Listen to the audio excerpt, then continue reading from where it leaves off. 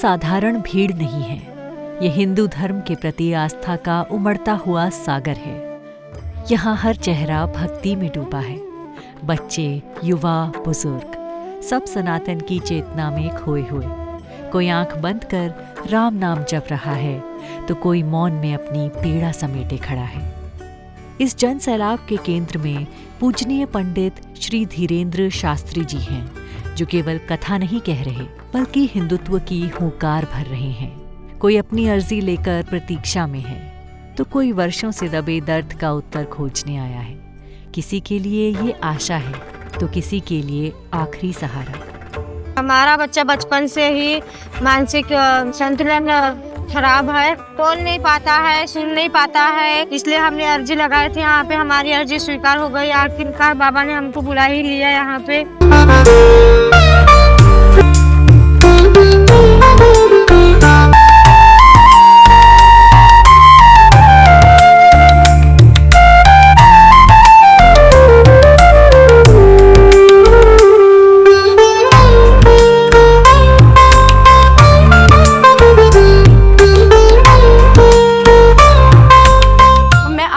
सिर्फ ये देखने की कैसा होता है, क्योंकि आजकल पाखंड बहुत चल रहा है, पर उन्होंने जो मुझे परिचय में बताया वो अनएक्सपेक्टेडली मुझे एकदम रियल मिला। मतलब जो चीज़ मैं मन में ही सोच रही थी वो उन्होंने बता दिया, मैं पूछूंगी करके वो उन्होंने बता दिया। पूरा विश्वास था कि मुझे बाबा जी बुलाएंगे। मैंने इतना ही प्रेयर किया कि हनुमान जी मेरे भक्ति में कोई कमी है क्या, अगर कमी होंगे तो आप बुलाएंगे नहीं, पर मेरी भक्ति और मेरी शक्ति पूरी मेरे काम में आई।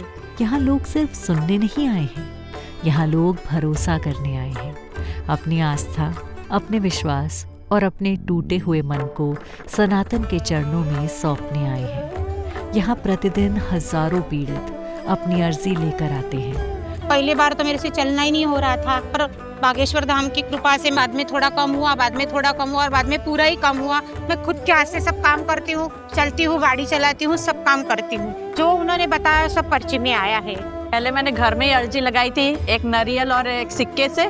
फिर कल मैंने हनुमान मंदिर में अर्जी लगाई। वो पूरे मन की बात जान गए, जो मुझे चाहिए था मेरी बेटी के लिए वो बताया, उन्होंने सही बताया। और पंडित श्री धीरेंद्र शास्त्री जी में विराजमान हनुमान कृपा के कारण उन्हें अपनी समस्याओं का समाधान प्राप्त होता है। हम लोग गए बाबा के पास, वाकई में उनके अंदर हनुमान जी है। उनको समस्या नहीं बताए है, उनको पता ही चल गया हमारा बच्चा ठीक हो जाएगा करके आशीर्वाद दिए है। दादी को बहुत भरोसा था, मुझे ऐसा था हम न्यू जनरेशन है तो एज अ चैलेंज लिया था, इतना सच होता है क्या, बट सच में बहुत ज्यादा ही रियल निकला है।